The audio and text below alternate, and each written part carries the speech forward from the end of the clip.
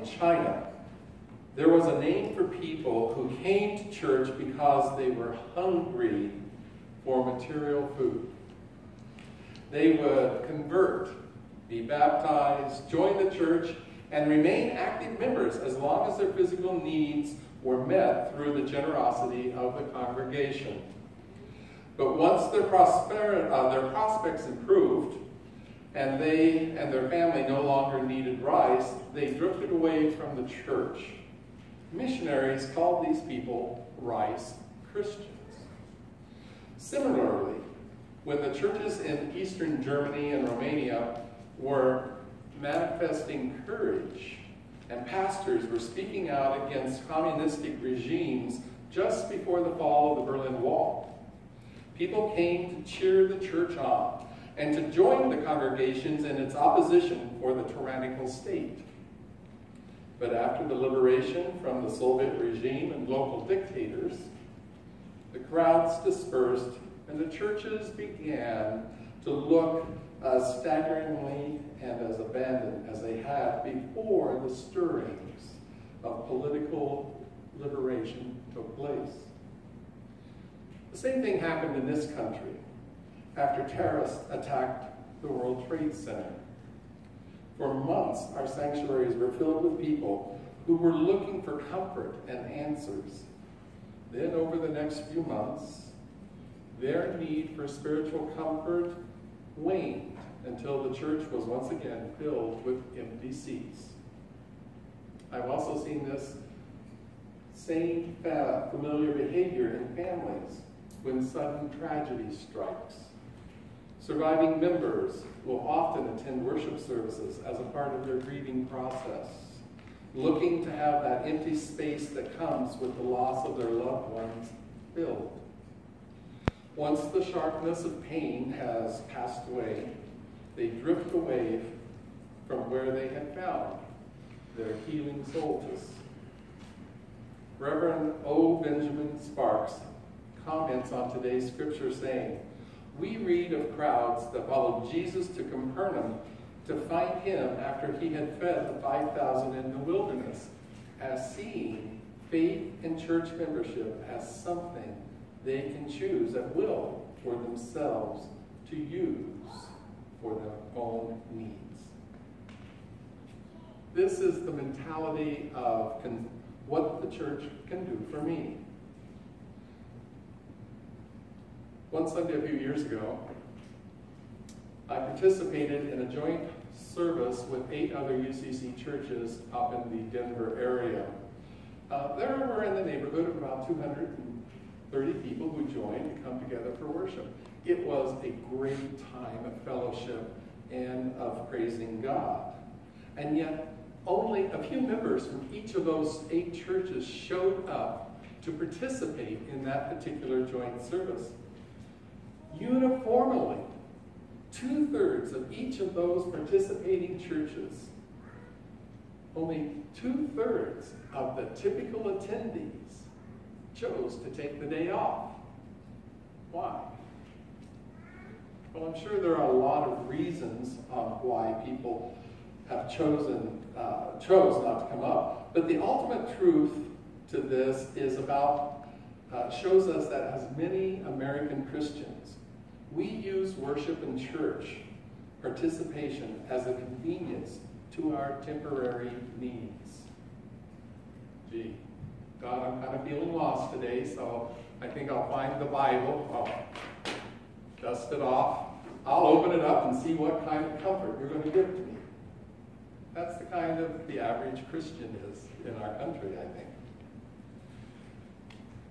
I recall one person from my own congregation who half-jokingly stated to me, he says, "You know, I decided to make that drive to the hosting church once I learned that after worship there were going to be free tamales being served." When the crowd that Jesus had fed the day before discovered that he had gone and was not with them, they went out to seek him out. Once they found Jesus, he confronts the crowd about the reason on why they are looking for him. It wasn't because of spiritual nourishment, but rather for more food. They were looking for him to get more free tamales. Their reason for seeking out Jesus might sound shallow on the surface, but we are talking about people who were living in extreme poverty. Food was very scarce, and if you find someone who can actually take 5 loaves and 2 fish and feed 5,000 people, why wouldn't you go looking for him? It just makes sense.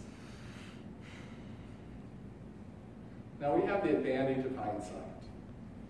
And as we read in these gospel stories, with our hindsight, we can often become too critical and forget the humanity that is going on within these stories.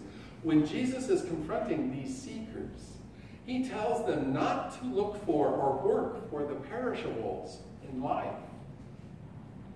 but rather seek out and to work for the non-perishable.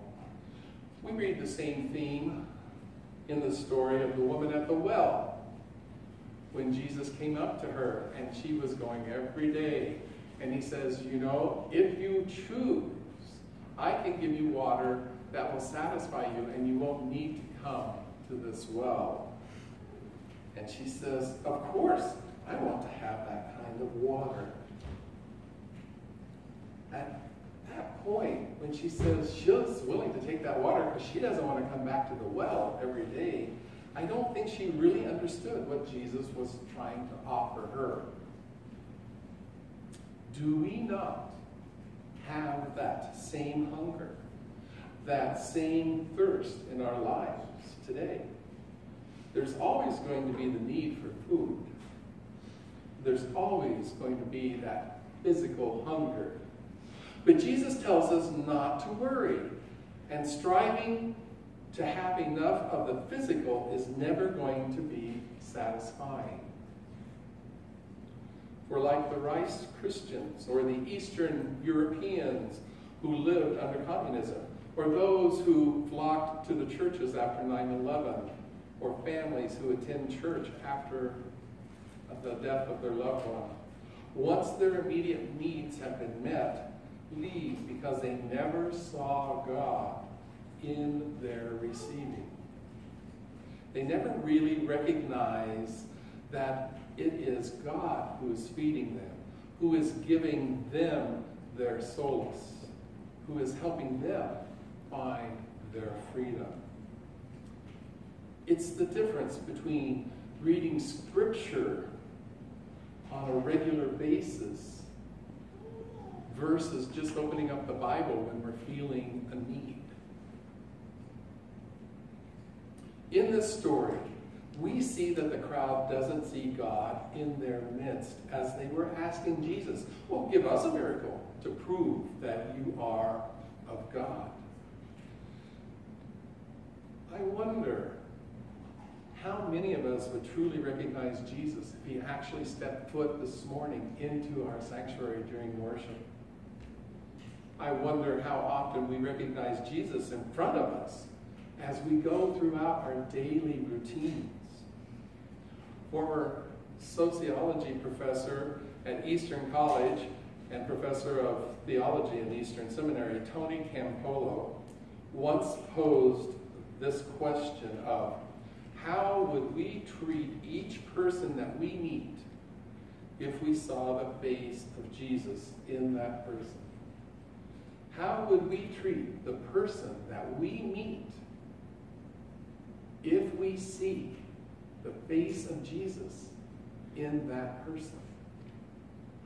It's a profound question that I think we should be asking ourselves daily. I think the question that Dr. Campolo asked reflects in the response that Jesus was giving to the crowd when he answered them. The truth is, Moses did not give you the bread from heaven. It's my Father who offers bread that comes as a dramatic sign from heaven. The bread of God is the one who came out of heaven to give his life to feed the world. Jesus is saying that God is presently giving bread, and that this bread is life-giving. Jesus then states, I am the bread. When we hear the I am, it is saying God is present. I am is among us. We all are starving in one fashion or another. It can be from physical hunger, it can be from physical needs, or from emotional issues. Loneliness, low self-image, mental illness, hunger, lack of shelter, an abusive home life. The list goes as long as there are a number of people living. Trying to meet these needs with external band-aids will never treat the real causes. For that's what perishable food is, a band-aid. What we need to do is to take that nourishment that God is offering us and feed our hearts by truly recognizing that God is present in our lives and through Him is giving us life that will not perish.